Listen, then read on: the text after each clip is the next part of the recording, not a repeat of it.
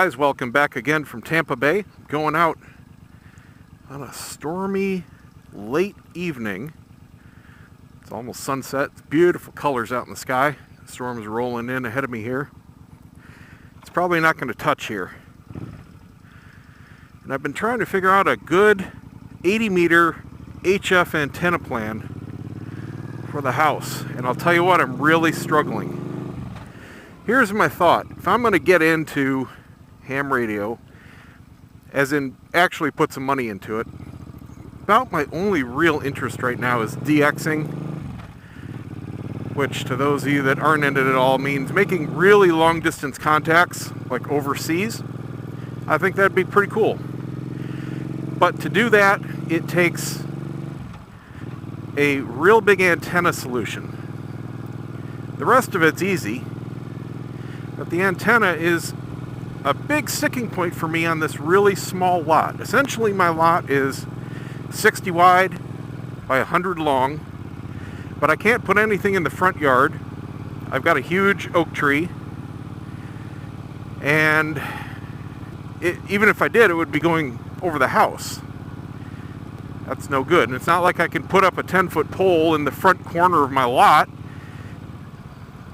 You know, that just doesn't fly. So I'm limited to pretty much the backyard or the side. Ideally, of course, I'd like a dipole, but those are just freaking huge. Even if it's an inverted V, I don't have the lawn space physically. It's just too big of an antenna. The bare minimum, I'm still short good 20 feet.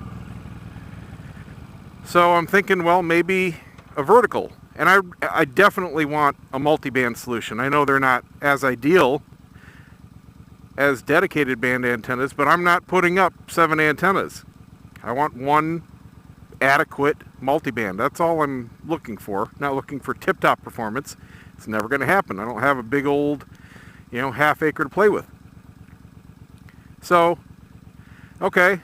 Looking for verticals. Well, the problem with the vertical is, yeah, the pole doesn't take up any space. Now that's a Florida rider. Nothing but shorts and shoes. But the problem is, they've got hidden parts that you don't really think about that are underground, called radials. Basically, think of the antenna as a big L. And the bottom part of the L is underground, except there's not just one part. There could be from 20 to 100 that you have to bury, and those are 50 to 100 feet long. Well, can't do that. It's not like I can go underneath the house, put an antenna on the side. I have, about 5 feet of yard from the back fence to the back of the house. I don't have a lot. I really don't have much horizontal space to work with at all. Why does my transmission, there we go. God, it's didn't feel like it wanted to downshift there for a second. Couldn't tell what gear I was in. I just don't have the space. That's the point. So I'm looking into small space, nice lightning coming out there, small space, big antenna options. There's a lot of people with, say, homeowner associations, and they limit antennas on the lot or the house or anything visible. There's a lot of people that can put really nice antennas if they have a big house in their attic. Well, I don't have a big house, and I don't have an attic. So, that's not an option. I just don't have big anything. It's a small house. It's a very small lot. It's from the 70s in Florida, man. It's just how it is around here. But there are a lot of registered ham people right around here. So I was thinking, well, I'm just going to look them up. It's all public information. You can just look it up in the federal directory, and I'm going to ride around and see if I can see what kind of antenna they're using. The ones that I've happened to notice, I haven't specifically been looking for them, but I do happen to notice a lot of beam antennas The one at my local club here, they do have a couple verticals, but they have a whole empty lot at the clubhouse. The clubhouse itself is on one lot, and then they've got a big vacant one next to it with all their antenna farm. So that's cheating. But as far as everybody's private home antennas, I need to figure out what people are doing. Because if I can't come up with a good solution for a good 80 meter, I'm not talking excellent, I'm just talking good.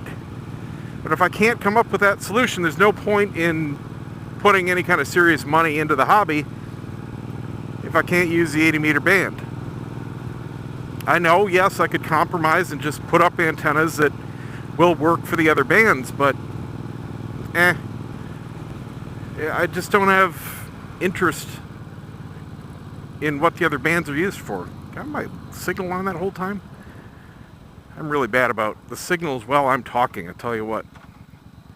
Small bike, yay!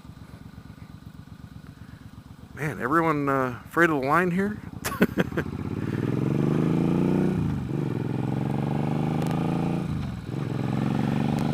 So that's what's going on with that right now. Ooh, beautiful pink and blue and white colors in the sky. I don't know how it's going to come through in the GoPro, but all kinds of bright colors coming through.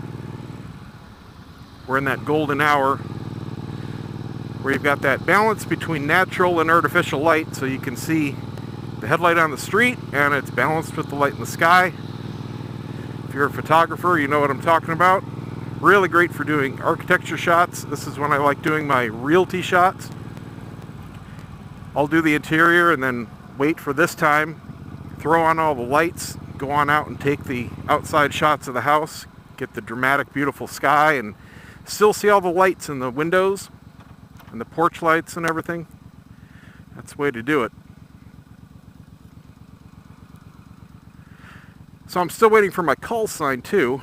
Apparently, and thank you to the viewer that commented about it in the last video, there's a little electronic snafu with the FCC that happened to go on right as I had taken my test.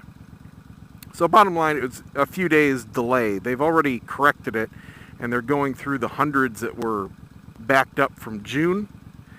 So it'll be a couple more days here before the database gets caught up and I can actually start the new project. I have a tentative name for it.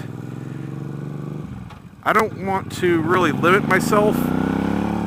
When I pick names for things, I've made the mistake sometimes of being too specific and then wanting to do something else, but I'm kind of hamstrung by the name, so I'm trying to be a little general about it. But I've got one picked out. I think it'll work, just for my overall branding. And then we'll be good to go. So hopefully that database gets caught up, and by this weekend I can have the first video up for the new project. So I'm excited about that. Barring bad weather, of course. Oh my God, yesterday I was riding through that. I mean, it's black here. I don't know how it's going to show up on the GoPro, but I was in Tampa last night, and I knew not to ride the bike. I saw the storm coming, but it ended up engulfing 3/4 of the state. And I drove home in it. Oh my God. It was horrendous. The roads were flooded. I mean, I was hydroplaning 10 under the speed limit, almost shifting lanes and curves. It was bad, really deep floodwater on main roads, and it's just coming down like cats and dogs. All the way from Tampa until I got 2 miles from home, and then nothing. We've got this wall from the sea breeze. It just, I mean, it's pouring right now in Tampa like that. And you can see it's nothing here because we're just a mile off the water. That's the way it is. Hardly got a drop, and we need it around here. You know, the lawns are nice and parched, and they need to be watered, but we just don't get it. But oh well, makes it good for videos. So that's it, guys. Just wanted to take a relaxing ride tonight, chill out a bit. Lots of sirens. I hear another one coming right there. We'll wait for him to go by. God, I felt bad. I rode right in front of one, a fire engine, the other day. The wife and I were out for a ride. I just couldn't hear it. It just I couldn't hear it. It was in an intersection with, our direction had 8 lanes and they had 6 going cross, and you just couldn't hear it. He was coming across and he was stopped waiting, and a couple of us, went through. It was green, obviously, for us. I was looking right at him. Couldn't hear him. They really need louder sirens, I think, especially towards the front. Even that was really not that loud. Nice vet. Alright, that's it, guys.